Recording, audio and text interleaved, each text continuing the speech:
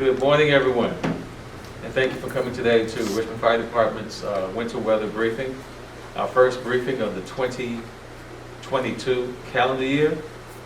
The reason we thought that this briefing was both important and timely is because of what has occurred in Richmond in terms of fire safety and the loss of life in 2021.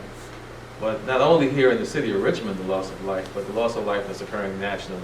And so we would not be a prudent organization and an organization that's responsible for the city of Richmond and our visitors' fire safety if we did not come to you and to share with you some facts that are occurring here in the city, some initiatives that are occurring here in the city, and just some of the things that we want to do proactively to make sure that no one is injured or loses their life to a preventable fire here in the city of Richmond. Fire safety, particularly now in the winter months, is everyone's responsibility to ensure a fire-safe home, a fire-safe community. In 2021, unfortunately, we lost 12 souls to fires here in the city of Richmond. They included all factors or all facets of our community, from young children to our seasoned senior citizens adults. Also, early in this year, 2022, 12 people died in a residential fire in Philadelphia. And of those 12 people, 8 of those were children. Not long after that, we had 17 people die in a multifamily dwelling fire in the borough of the Bronx of New York City. Here in the city of Richmond, we've also had a residential fire where 2 people were significantly burned and are still hospitalized following that fire. And unfortunately, just 2 days ago, 3 firefighters of the Baltimore City Fire Department lost their lives while battling a residential fire. So, as you can see, Richmond only has one fire department. That is us, the city of Richmond. And we're here to do our part to help our citizens and visitors stay safe.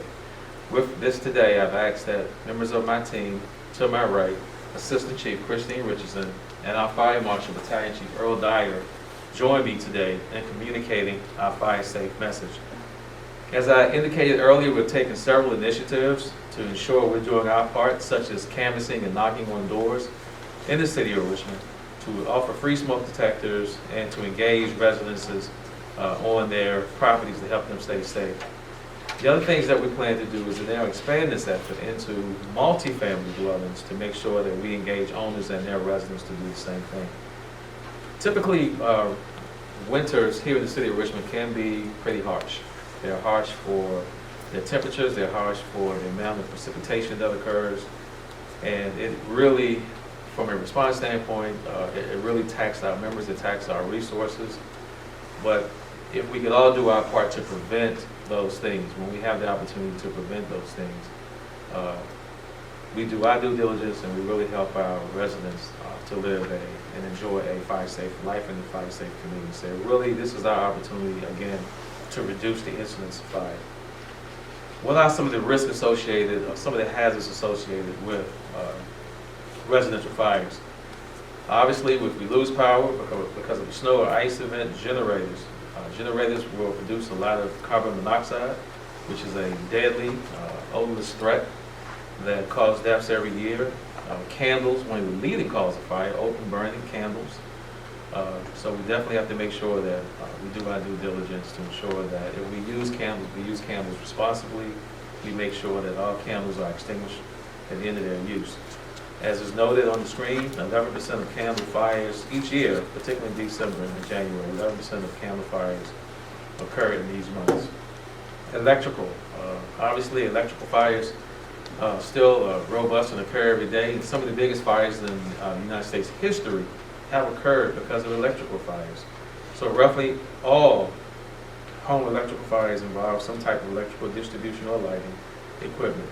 And while nearly another half involve other known types of electrical equipment like washers and dryers and fans. And one of the things that we respond to a lot, and I'm sure that you all can agree, is that the fans that we have in our utility rooms, or particularly our bathrooms, when we leave those running, they overheat and sometimes they cause fires. And they do generate a lot of calls for service for our fire department. So please, just think about those things in your everyday lives as you go about your business. As I included earlier, I spoke on some of the national incidents that have occurred, just tragic occurrences of fire. taking people's lives. As in Philadelphia, a fire in the row house converted into apartments. In the Fairmount neighborhood, multifamily dwelling. 12 people died, including 9 children. And at least 26 people were living in the structure at the time. And the cause was of a child who accidentally set a Christmas tree on fire. So again, fire is sometimes often forgotten as a major threat that it can be.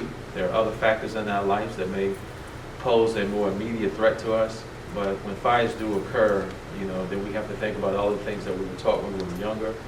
Like, oh my God, my house is on fire. How do I get out? Where's the nearest exit? All of these things.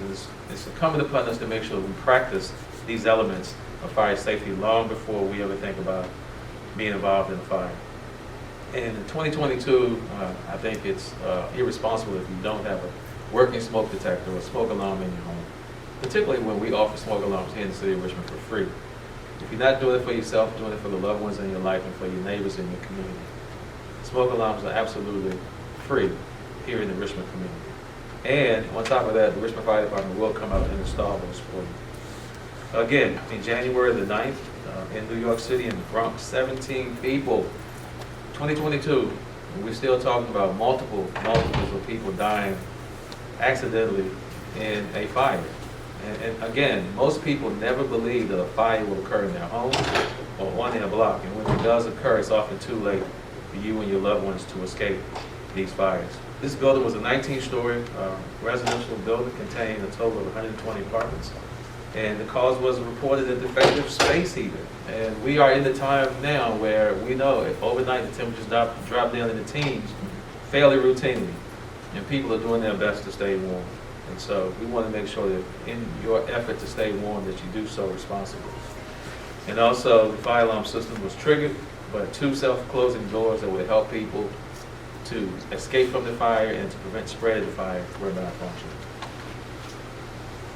So what should occupants know? I'm going to turn this now over to our Fire Marshal, Battalion Chief Earl Dyer, and he will cover the next few slides. Thank you, Chief Carter. So as Chief Carter highlighted, so some of those things I won't go back over, but I will talk briefly about what occupants should know, especially when it comes to high-rise facilities, apartment residence and such, is that they need to be familiar with the exits and things that are associated with the areas where they live. They need to know the escape route. Practice those escape routes. Just because you live in an apartment doesn't alleviate you from knowing how to move in and out through your building. Remember the closed doors behind you. In our case, we have seen here, even in the city of Richmond, where some complexes have to have fire doors that are propped open, which certainly prevents the smoke moving vertically up the stairways, the elevator shafts, and things of that nature. So fire does spread very quickly. Smoke spreads equally as quickly. We also ask that people, if they encounter a fire such incident, that they obey the early warning signs and exit the building immediately, find shelter outside, and do not enter the building. Also, as the fire chief mentioned earlier, he spoke briefly about space heaters and things of that nature. So space heaters, kerosene heaters are fed by kerosene, which is a flammable liquid, that if you use these devices should also be UL approved. They should be maintained just as you have any other flammable or a heating device in your home. And you should not refill those appliances inside the home. You should actually take them outside, wait till they cool down, and do so.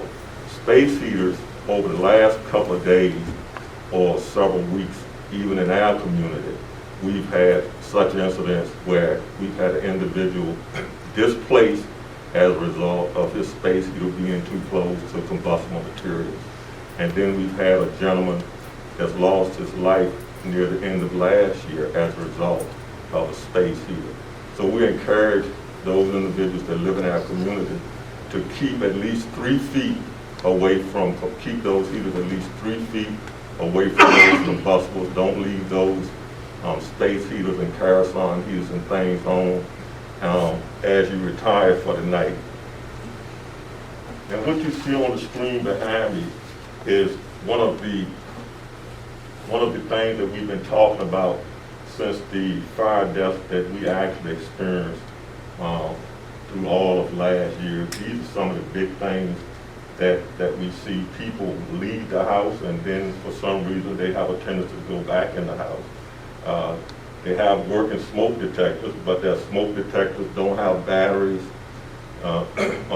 They've taken them off the wall. They don't check them daily. The electrical appliances that we have, where people don't plug some of these heaters, which space heaters should be plugged directly into the wall outlet. They shouldn't be used with the surge protector, combustible, what we consider to be collective, a bunch of clutter and things like that, which makes it difficult for those residents and of course the fire department to be able to get in and contain the fire. And then the last thing that you see over here, which is now becoming a big problem, is smoking. And so smoking now has become the #1 cause of fire deaths in the United States. And so as you see on this slide right here, this was the most recent incident that I spoke of, about the individual that was living in this shed or this building here. And he had a space heater in there. And so the space heater was obviously too close to combustible. He was trapped inside the facility, and as a result of that, he lost his life. This is just to give you an overview of the 12 fire fatalities that we've had. Some of them we've lost more than one person, which is why you see the 9 fire incidents and then the 12 fire fatalities. So with the initiative and things that we're kicking off, as the chief mentioned earlier, we're trying to prevent having another year like the year that we just experienced. Before I let Chief Richardson come up, there are a few things that I want to share real quick. Our city is no different than a lot of other cities around the United States. We have a lot of old structures that are, I would say, 50 years plus. We have a lot of structures that, because of the way they were designed and built, they do not have fire protection systems.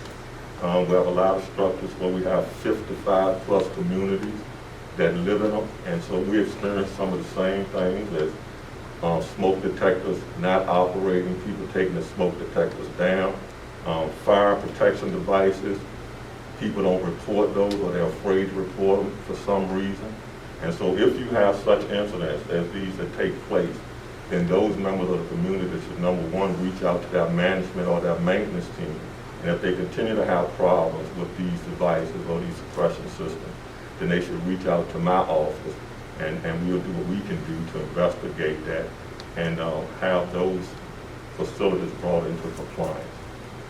Chief Richardson.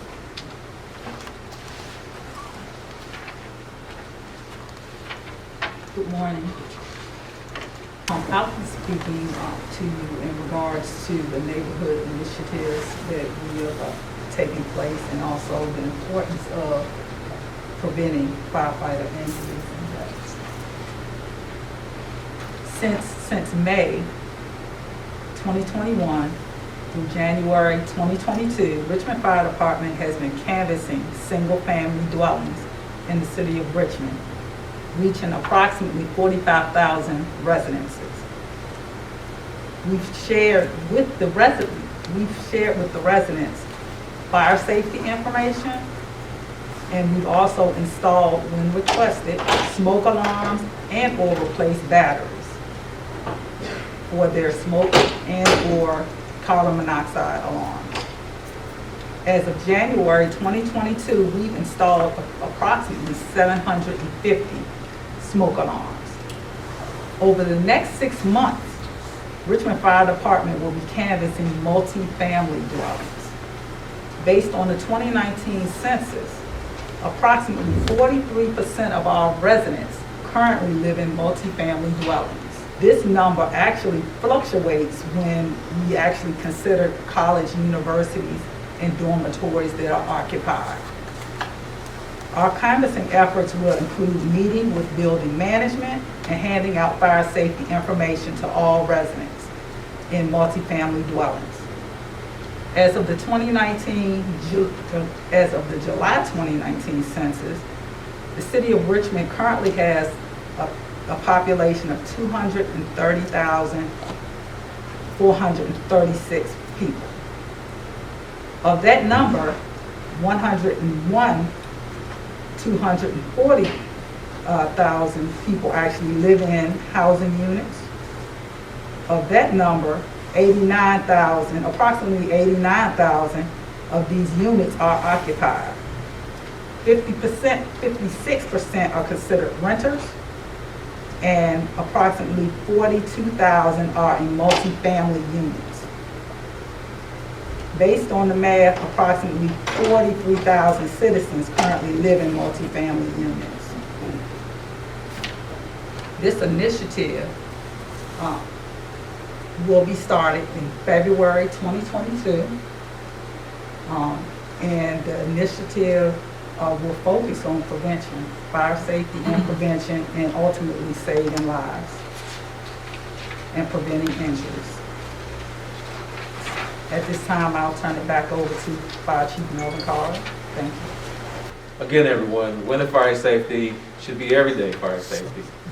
In the Richmond Fire Department, we, and I mean we because it's the fire department, your fire department, as well as the citizens of Richmond and our visitors, are working together to ensure that we reduce the incidence of fire and definitely the loss of life to our citizens and our visitors. A lot of things are occurring around the country, I get it. A lot of similar things, particularly as it relates to fires, are occurring around the country. But there is no moral equivalent. We in the city of Richmond are responsible for what occurs from a fire safe perspective, and we're going to do our part every day, each and every day.